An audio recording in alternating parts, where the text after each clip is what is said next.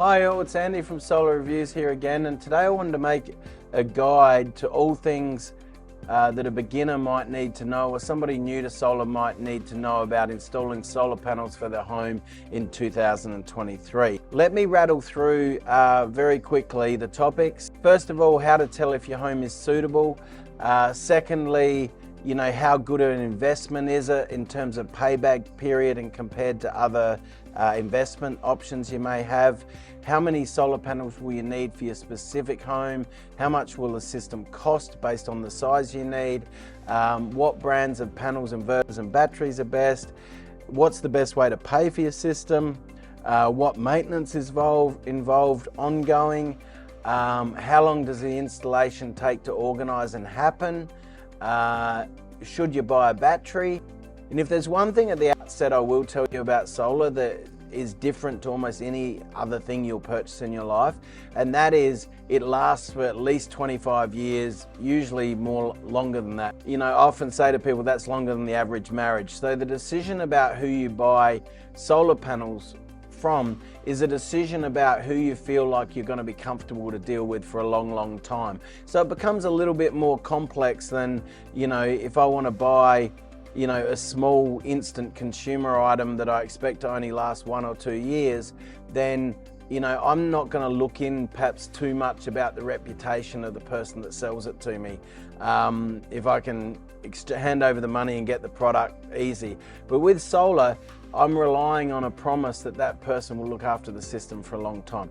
So back to our first topic, how to tell if your home is suitable. To be suitable for solar, typically you need a freestanding home with 400 to 500 square feet of available roof face that is unshaded between the hours of about 9 a.m. and 3 p.m, either facing south, east or west, or anywhere effectively south of an east-west line. So, the sun always comes from the south.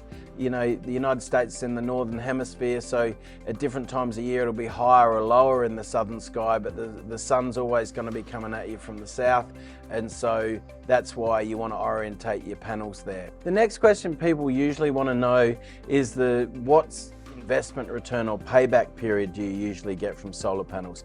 And the truth is it ranges from the best parts in the country, say, New Jersey, New York, typically that can be as short as 4 or 5 years is fairly typical in those areas, out to some other areas where power's a lot cheaper, say in Texas or Florida, it's more like 10 or 12 years. But even in that situation, that's for a simple cash purchase. But even in those situations, it's often possible to get a zero down monthly solar system with a monthly payment which is less than your bill, even in places like Florida and Texas where solar is utility electricity is quite cheap. And also funnily enough, there's lots of solar in those areas, and mainly it's because of the ability to finance zero down systems, but also because of the grid outages. And so a lot of people will buy solar with backup battery storage as a means of quietly powering their home through blackouts. So what I've done here, we have an online calculator which basically tells you how many solar panels you need to power a home, which is the next topic in this video, so I may as well deal with it with the payback period. So what I'm going to do here is I'm going to put in a zip code around our office in Denver, and I'm going to assume this person has a monthly bill. 200 is probably a fairly big bill in Colorado, or maybe say 150 might be more normal.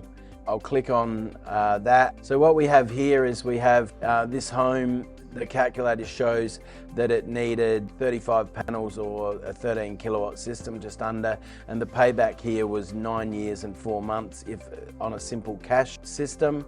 The bill was $200, and the bill after solar was $14. So you can see the savings there. You can see how the solar production in the blue compares with the usage. This is worked out based on EIA data modeling of how power's used in each climate zone around the country. So this calculator really answers the question of how many panels you need, what size panels you need. It also allows you to size a solar battery system to have backup power with the system if you want, although the default assumption is that you're not going to have a battery backup. More and more people, probably a majority of people now, actually want battery backup with their solar. The next question is how much will the system cost, and what we can come down here and see a cost here. Remember, you've got to take off the solar tax credit. Often the pricing we use in our calculator, because it sucks in data about all solar installations, it assumes a higher price for leased installations, and so it tends to skew the price up above what they are. This is probably running at over $3 a watt, whereas right now in Colorado, there are probably a lot of quite good solar companies offering cash offers, around the $270, $280, $2.80 per watt. And so, for a 13 kilowatt system, probably be able to pick that up for about, 33 grand before the tax credit, and be out of pocket about 20,000, 23,000, something like that after the tax credit. In other states where the systems tend to be larger, like say Texas and Florida, I always use those examples because they use a lot of energy in those states, then the cost per watt can often be lower. And again, I wouldn't rely on the cost that we use in our calculator, because there are usually fairly good companies that offer, particularly for cash settled deals, much, or not much lower, but prices more down towards the $2.50 a watt, whereas this sort of assumes more like a $3.20 a watt pricing in the calculator. The bigger issue really is you will be offered systems that are very cheaper than that, and systems that are dearer than that. I'd be wary of systems that are cheaper than say $2.50, $2.60 a watt, because they're either using bad equipment or they're companies that really aren't going to make enough revenue to stay around in the long term. And I'd be a bit wary of companies that are selling over about $3.20 a watt, because I just don't think that's really necessary. Like, the margin's probably getting too much at that point. You probably should be looking for, you should be able to get a really good system between that sort of $2.80 to $3 a watt sort of mark. You should, maybe $3.20 at the upper end, you should be able to get a really good system for that. What is a good brand of system? In terms of solar panels, there's probably about 10 of what are known as tier 1 brands. My advice is completely to stick to these. And the reason I say that is, whether you're a cost-conscious buyer or a high-end brand buyer, regardless of your sort of preferences, within the top 10 brands of panels, there's something for everybody. And so there's really no need to go to second tier panels. So those top brands of panels are things like Q-Cells, SunPower, Maxion, REC. Their best panels are probably likely to be a little more than some others. In terms of inverters and batteries, I really like to stick to the core brands, the Enphase, the Solar Edge, APS systems you might look at. Schneider Electric, I think, are bringing out some micros. There's a rule in US residential jobs called the rapid shutdown rules, which really does favor micro and power optimizers, but unfortunately it really does limit the ability to use what is on many homes where there's no shading, the most efficient solution, which would be a string inverter solution in terms of cost. I'd be very reluctant to buy a system using an inverter that wasn't an inverter company with a really strong 10-year track record, because very seldomly do things ever go wrong with panels, but inverter electronics, there has been failure rates over the years. Less and less so now, but still failure rates over the years. In terms of batteries, I was at RE+, there was probably 50 new battery home energy storage solutions that have really come along in the wake of the Powerwall and Sonnen, pioneering these systems, a while ago. So what these new home energy storage systems are is effectively usually a lithium-ion battery solution, either a lithium manganese nickel cobalt battery, or a lithium phosphate battery. The Tesla's the former rather than the latter. And so in evaluating, there was 50 of these different batteries at this solar show, trade show that I went to. I really did a video, and it should be on our channel if you want to watch it, basically saying, well, what are the best 7 home energy storage options? And really all of the companies I picked, there was one from Canadian Solar, I think it's called EP Cube or E-Cube or something. There's Evervolt from Panasonic. There's an Enphase solar battery. There's a Solar Edge solar battery. There was a Generac battery. There's a Sonnen battery, and then there's the Tesla. And the reason I stuck to that group and didn't look outside is every single one of those companies is either profitable or backed by a really large group. Like for instance, Sonnen is a German battery company that was bought by Royal Dutch Shell, the massive oil company. And they're in the energy industry for the long run, and they understand that the energy industry is inherently going to transition from fossil fuels to renewables. So, they're invested in that company. You can understand why they've been invested in that company for a long time. So again, with solar battery and home energy storage, as my apologies to any companies that aren't in that list, but I would really stick to those 7 brands. And in there's some variants.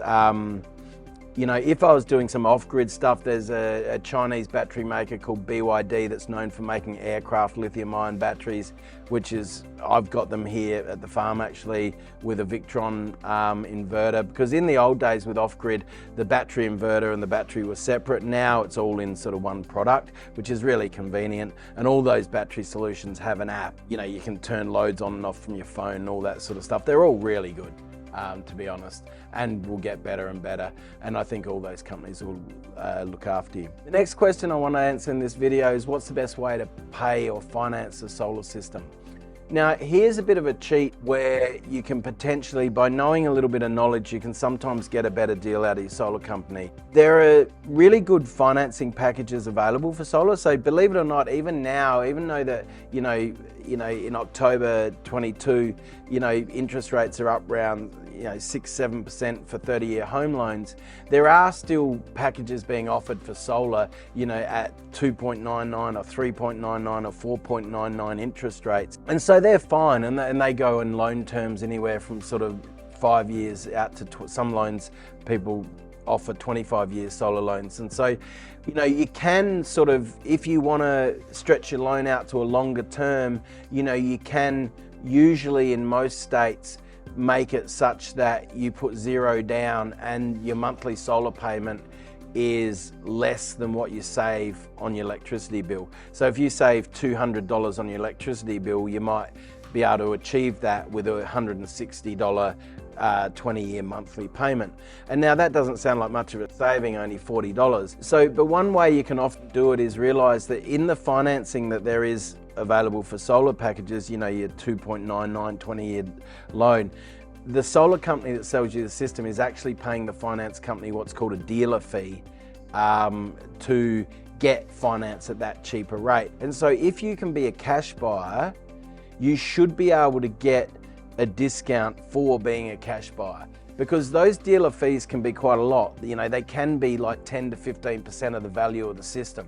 And so if you are lucky enough to be in a position where you can be a cash buyer, it is advantageous. There's also home equity line of credit loans, which are relatively low cost. But obviously it's like any loan, the quicker you can pay it off, the less interest you pay, the more profit stays effectively in your pocket. To sum it up on that, we recommend you pay cash if you can. If you can't pay cash, you take a loan. The reason being, with a loan, you still keep the 30% tax credit and any other incentives, tax credits that may apply in your state. If you go to a lease or what's called a PPA, a power purchase agreement, then the tax credits stay with the owner of the system.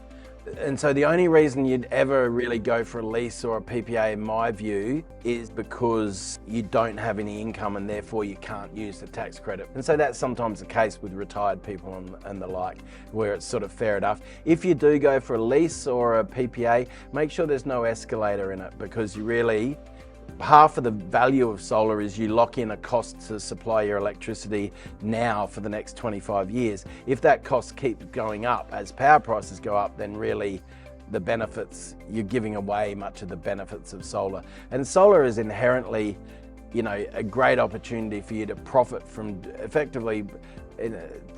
doing good. It's good for you financially, but it's good for the planet as well. In terms of maintenance, an often question people have, look, there's no moving parts in solar, which is a great benefit of solar over, and really probably why, in the last 4 or 5 years, solar's really taking over from wind in the renewable that people talk about. 10 years ago, particularly in utility scale, everything was wind, wind, wind. But the problem is wind turbines have moving parts, hydraulics, braking systems and things, and they need maintenance, otherwise they break. Solar has no moving parts and literally can sit there and work for vast amounts of time, 20, 30 years, without anything going wrong.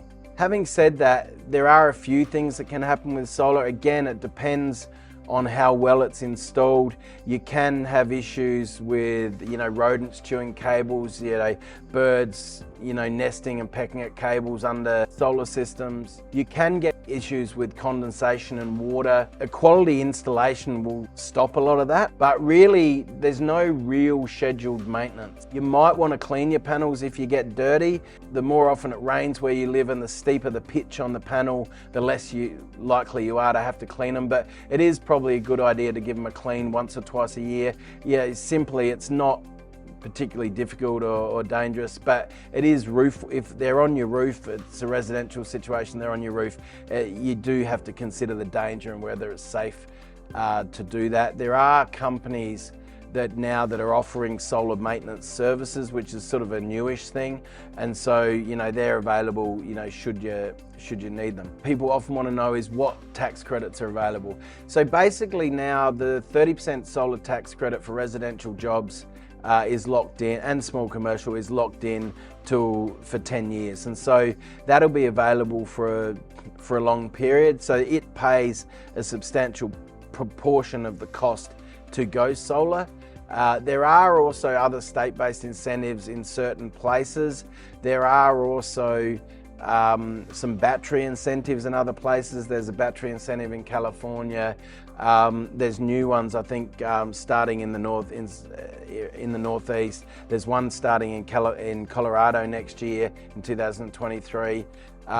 So there are other incentives around the place, and sometimes there are local, even city level incentives for going solar.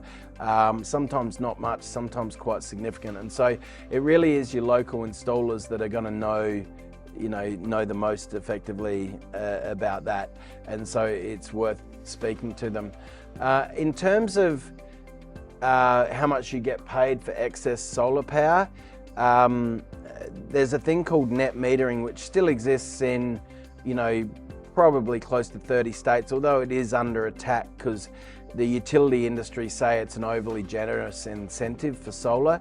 And that is an incentive where any excess solar power you generate during the middle of the day, you get a full 1-for-1 credit effectively for that unit of power, so that you can effectively use a unit of power at night for free.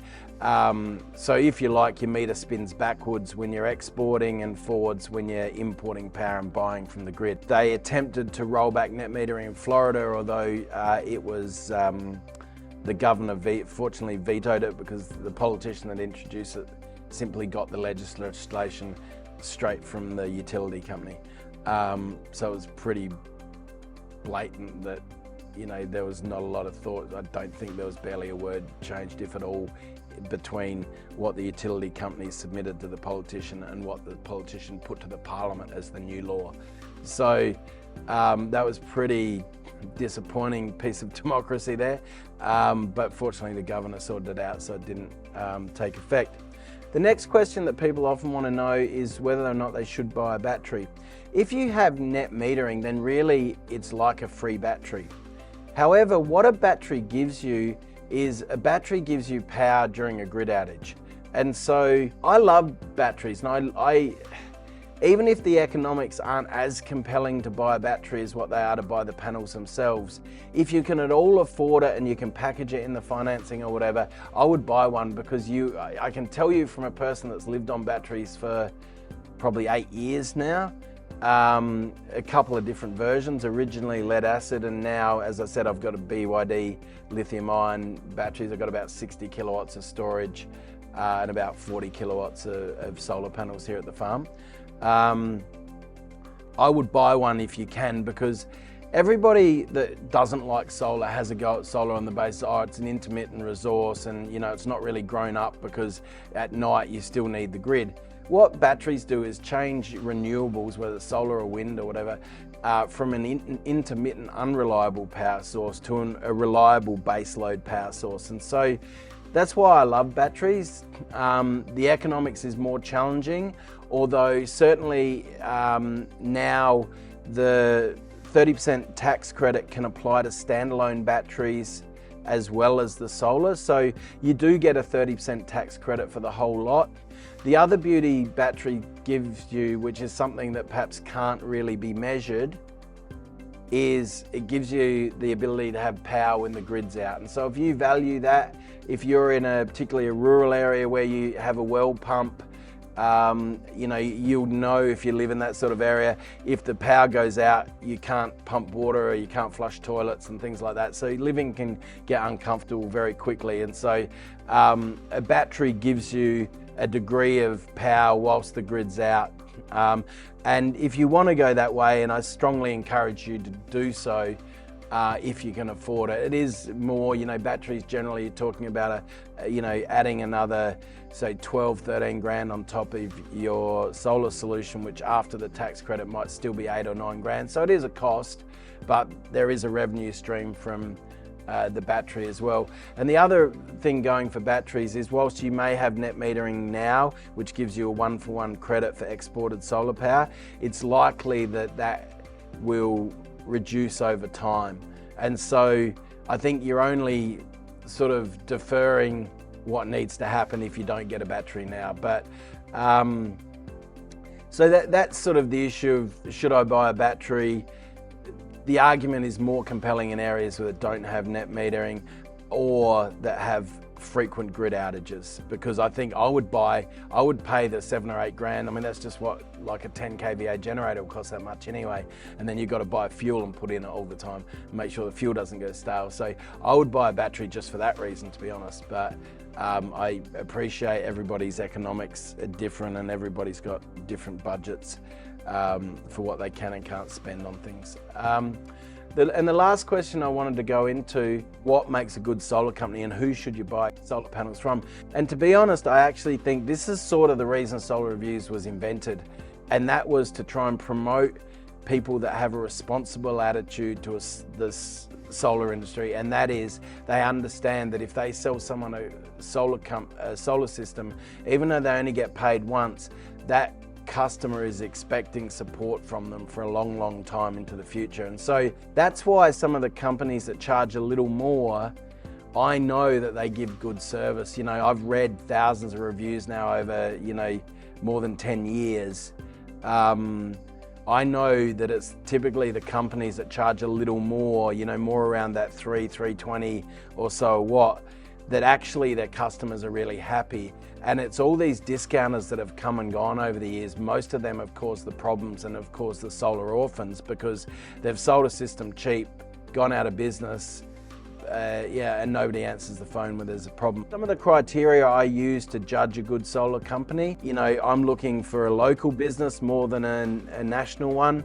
You're one that only operates in 1 or maybe 2 or 3 states, but has a limited number of geographies, and therefore they can concentrate on managing each one of those geographies well and understanding the local rebates and things that are available. I'm looking for a company that's in business for more than 5 years. I'm looking for a company that has good reviews, preferably on multiple reviews websites. Like ours is good, Solar Reviews is good. By all means, look up solar companies there, but then also check with other websites, because most of the better home improvement, including solar companies now, incentivize their staff to gather positive reviews just after they've installed a system and when everything's gone well and people are happy. The smart ones have been able to effectively create a false view of really how happy their overall client base is to some extent. And sometimes if you find other review sites where they don't bother to push their customers for positive reviews,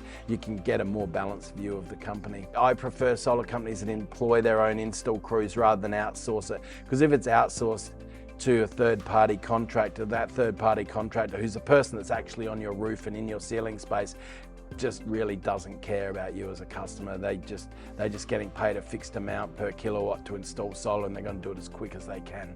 And if they think they can get away with doing a quick and dirty job, they'll do a quick and dirty job if they think nobody will notice. So that's why I think if you get a solar company where they employ their own crews, you know, those crews tend to know that if they make a mistake, they're going to be called out on it and they're going to be back to fix it. So they just tend to do better work and take more care.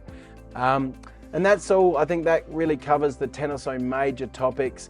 As I said, the first place to start is solarreviews.com/solar-calculator.